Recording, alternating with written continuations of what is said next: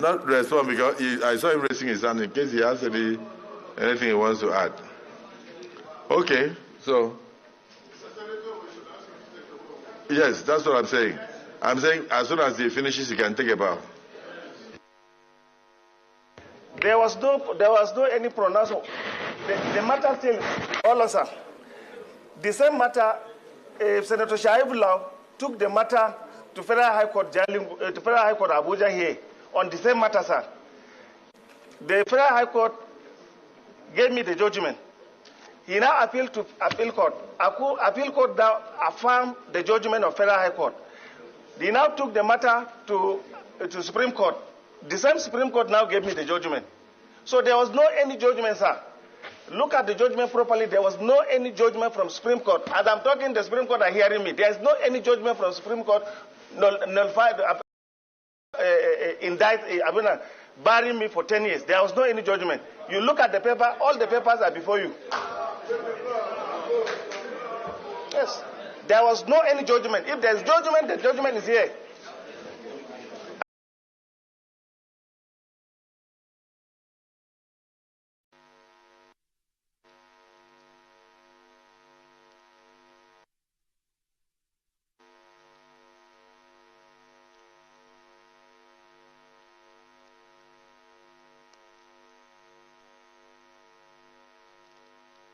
Yes, next nominee.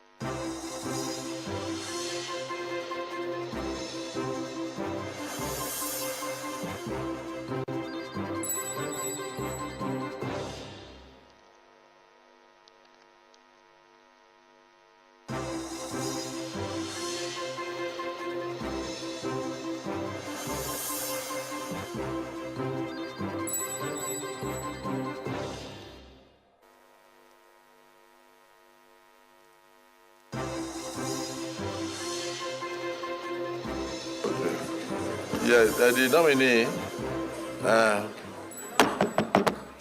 you have the floor.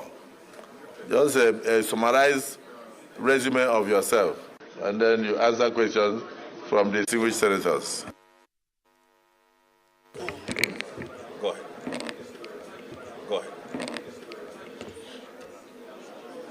The President of the Senate, the Deputy Senate President, and distinguished senators, I greet you all. My name is Barrister Mrs. Uju Kennedy Ohanenye. I was the only female presidential aspirant, the mama that came on board. I schooled at WTC Primary School, Enugu, and Queen's School, Enugu, and then proceeded to Nnamdi Azikiwe University, Awka campus. I studied law. And in my secondary school, if you could see the certificate that I put in there, I ordered for it in 2019 while I finished in 1986. because my credentials got burnt, so I had to write to the school to give me another. So they gave her 1,000 naira. Not that he or she is not working hard, but most times what they make is so meager that if they have any kind of challenges, they won't be able to take care of themselves anymore after paying the initial bill. So I wasn't feeling very good about it. I have never really been a politician, but this prompted me to join the race as the only female presidential aspirant. So I joined the race just for those voiceless people that suffer from the hands of the police, suffer from, even in land offices, some people will save up the little money they have to buy a land. By the time they are retiring, some directors will gather together, collect that land from that person. The person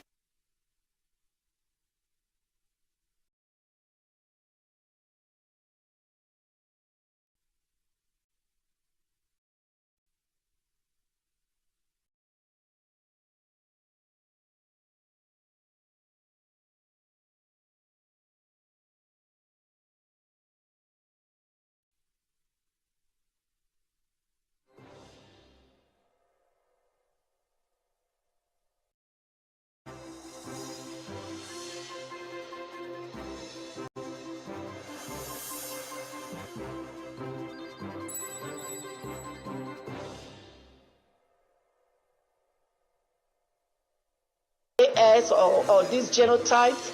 So I felt if I should have opportunity, I will be able to introduce what they call, what we used to have before.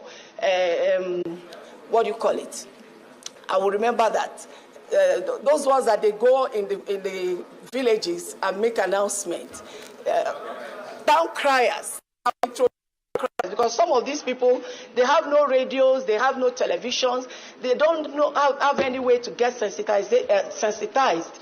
So I am going to, I've already discussed with the NUJ, I've discussed with all the bodies that will assist me if I am given opportunity by the Senate, so that we'll be able to introduce that and get them to know these things. And I've been able to equally organize some physical association of physicians from US. They usually come in to treat some of these people free of charge, and they have agreed that if opportunity is given, they will increase the number of times they visit here. Please, my brothers and sisters, I'm here to let you understand that the kind of things these people are suffering, even the places I donated some health centers, you'll be shocked that somebody will selfishly take over and start using it for something else, and you come out and start fighting. Nobody fights for these people and nobody talks for them. So I know this 10th National Assembly session, I know that you people are quite different. I'm not saying that the ones before you are not okay, but I am seeing a lot of selflessness in you people that I know that chance will be given for these people to be taken good care of.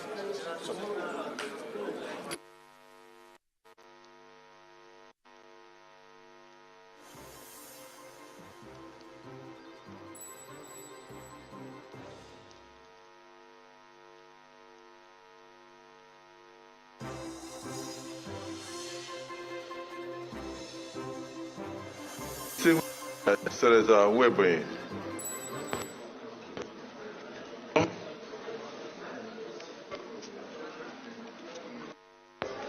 Thank you, Excellency. I remain Senator Onyekachi Peter Mwebonyi, representing the good people of Ebonyi District of Ebonyi State. Madam, I overheard you saying you want to come into politics to give you the opportunity to speak for the poor and, of course, the less privileged. Now, as a woman, what do you have in stock in knowledge of the fact that in some part of our country, Nigeria, particularly in Igbo land, women are barred from inheriting their father's property in case their father dies intestate? What do you have in stock for them to correct this anomaly in view of so many court judgments and, of course, the Supreme Court judgment that have said no to that barbaric act? What can you do as Honorable Minister? Thank you.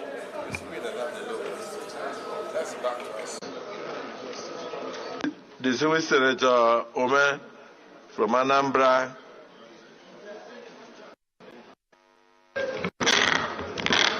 Thank you, Mr. President. My name is Senator Victor Ome, OFR. I represent the people of Anambra Central Senatorial District. Mr. President, if I had had the first nod to speak, that would have been to very proudly to introduce this lady who, from the CV you have seen, is a lawyer, and she's been given to very uncommon causes of fighting for less privileged people in society. Listening to her introduce herself, she told us how she was moved to pity when she visited hospitals and saw people who were dying because of lack of care, because of no money to take care of their medical needs and so on and so forth. And she decided to float a Shower Love Foundation. So she didn't just come to politics because people are in politics. She was motivated by passion to serve others who are in difficulties. If you ask me, this lady is our own equivalent of Mother Teresa. Yes, because it's very uncommon, Mr. President, very uncommon, Senate President, for you to see somebody, after acquiring a degree in law, who leave playing to the gallery, gallivanting here and there, but paying attention to the less privileged people in the society. So I think I'm very grateful that Mr. President chose her among the females he offered to this country in this cabinet nomination. For us in Anambra State, 3 senators from Anambra State, myself, Senator Oba, and Senator Tony Moye. She comes from my senatorial district, actually. She hails from Oka in Anambra Central Senatorial District. So we will plead that she is audacious enough to answer any question, but because of her commitment to service to the less privileged people in the society, let's encourage her to get all through to that office and use the opportunities that will be available to her through government to try to change a lot of things, particularly the scant attention we give to the less privileged in society. She's already on it as an NGO, and with many other things she's done. Across Nigeria, she's had a lot of interventions, trying to go to different places to bring people out of distress.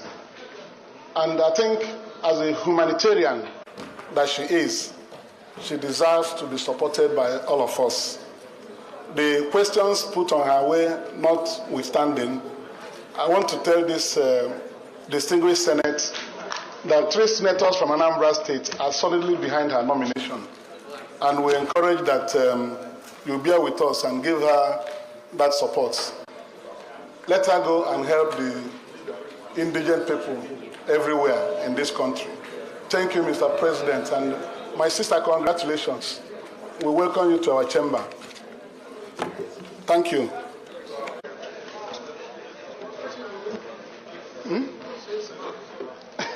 Have your mic. This is Senator Karimi. Thank you, my Senate President. My name is Karimi Sunday. I represent Kogi West. Madam, looking at your papers, you have done a lot of humanitarian services all over the Federation.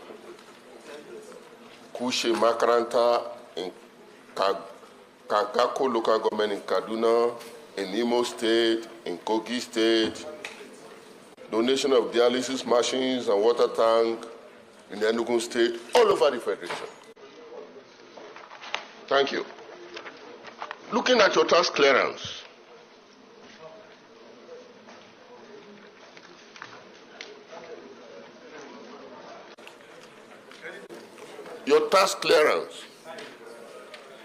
will you say you have been